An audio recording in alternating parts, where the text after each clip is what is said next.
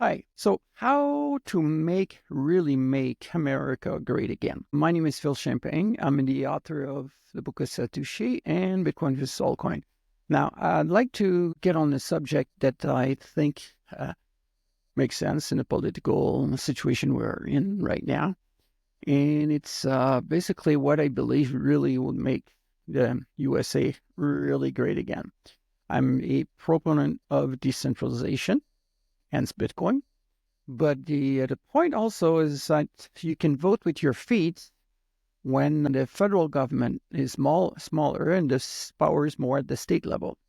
So what will be the best is that, assuming you don't have any issues with the Congress and Senate, they're all in for this, then the first step will be to abolish pretty much all those three-letter agencies, IRS, CIA, FBI, Department of Education, and so on. And basically bring back the federal government to what it was in the late 1700s, early 1800s. And the second part of it, so by just abolishing the income tax also being in part of that, then it actually automatically makes any currency viable to be used. Anyone could use any currency they want.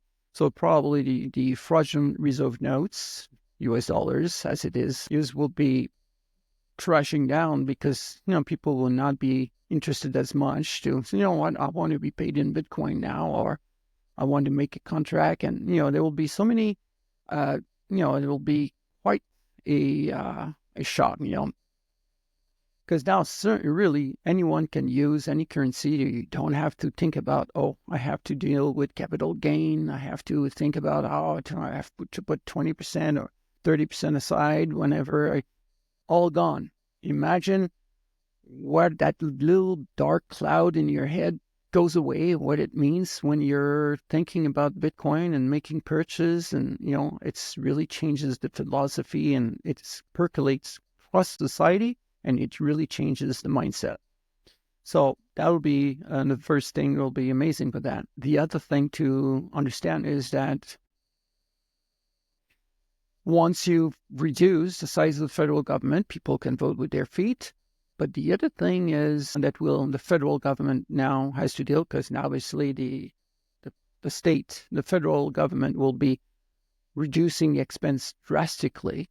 Now, there'll still be also the military is way too big for nothing. It's seven times bigger than the amount of dollars spent in the military by the U.S. government is 7 times bigger than the next government after that, which I think it might be China. I'm not sure. Anyway, 7 or 10 times. Can't remember those numbers, but it's just like staggering. So reduce that to a more reasonable size.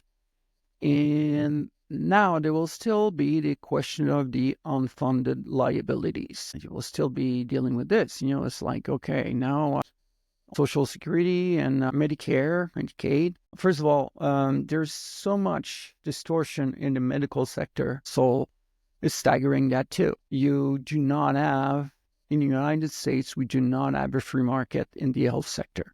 Definitely not. And there's so many regulations and layers of complications of government meddling with this that it's just difficult to see when you remove all that cloud how much our life will be improving in the medical. They'll be much cheaper now in the healthcare sector. There's so much overhead. And the industries with the healthcare industry and the insurance, healthcare and insurance as well. So that will be at least reducing expense on that as well. But I think the best for the federal government is actually to get out entirely of that, including Social Security. And so that means those that are still on Social Security, everybody basically get a big fat check. And how does the federal government, and then, okay, you get a big fat check now in Bitcoin, for example, and the rest is they're completely out after that. Now, how would they get that money? And that will be the question, because it's still unfunded liability, and then you want to do that in terms of actual costs. So even if the dollar crashes after abolishing the IRS, It's not in dollars you're going to pay it. It's really on the equivalent in terms of cost of living for someone who was living on a $2,500 monthly Social Security. Would that be, say, if the dollar crashed by a factor of 10? Well, now it's $25,000, per month. And the point is, whatever the dollars doesn't matter. The point is the cost of living equivalent to what they have right now. The federal government owns 80% of the land in Nevada. So imagine if a lot of those land and a piece of the Bureau of Land Management and all that was sold to the private sector. All the western land, there was mostly in the west part of that, to the private sector.